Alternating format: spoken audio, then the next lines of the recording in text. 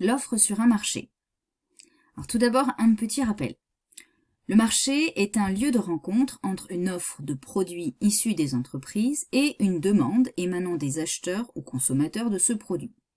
Ainsi, sur le marché d'un hôtel, on trouve l'offre de tous les hôtels du marché, la demande des clients, par exemple des touristes, et l'environnement qui correspond à tout ce qui peut impacter un hôtel, comme par exemple la Covid-19 ou la météo. Et nous allons étudier ici l'offre. L'offre, c'est donc l'ensemble des entreprises présentes sur un marché et qui s'adressent à la même cible de consommateurs. On distingue deux types de concurrents et pour mieux illustrer ces deux catégories, prenons l'exemple des chewing-gums Malabar. Sur le marché des chewing-gums, donc Malabar a d'abord des concurrents directs. Ce sont des entreprises qui proposent les mêmes produits que Malabar, ici des chewing-gums. On a donc Hollywood, Airwaves, Freedance, Timorol ou encore Jetgum. Mais Malabar a également des concurrents indirects qui proposent des produits différents, mais qui répondent aux mêmes besoins que Malabar, qui c'est ici la petite sucrerie. Les concurrents indirects sont donc Ricola, Mentos, Chupa Chups, Werther's Original ou encore Tic Tac. Après avoir repéré les entreprises concurrentes, on doit pouvoir estimer leur place sur ce marché et pour ce faire, on calcule leur part de marché.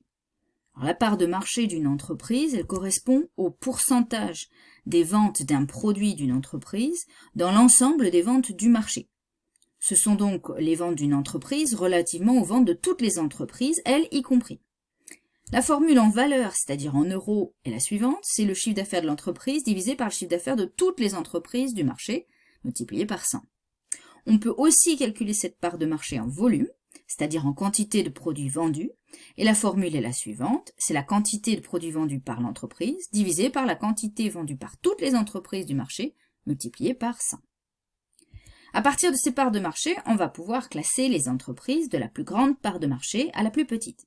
On pourra ainsi donner leur position concurrentielle sur le marché, c'est-à-dire donc la place de l'entreprise sur le marché.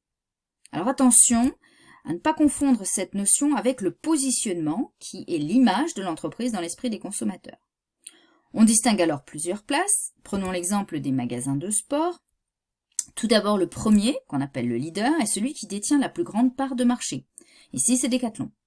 Puis vient le challenger, en deuxième position derrière le leader, et qui souvent cherche à se hisser au même niveau, voire à le dépasser. C'est le cas d'Intersport. Viennent ensuite les suiveurs. Très souvent, les suiveurs laissent réaliser les innovations au leader ou au challenger, et ils imitent celles qui fonctionnent. Pour notre exemple, c'est le cas de GoSport ou Sport 2000. Enfin, complètement à part, on trouve parfois, mais pas toujours, des spécialistes qu'on ne classe pas en fonction de leur part de marché, car elle est souvent faible, mais qu'on retient parce qu'ils se focalisent sur un créneau en étant unique. Dans notre exemple, c'est le cas de Carenta, qui est un spécialiste de produits tennistiques, ou encore Cyclable, spécialiste des vélos. Nous venons d'étudier l'offre sur un marché et c'est la fin de cette vidéo.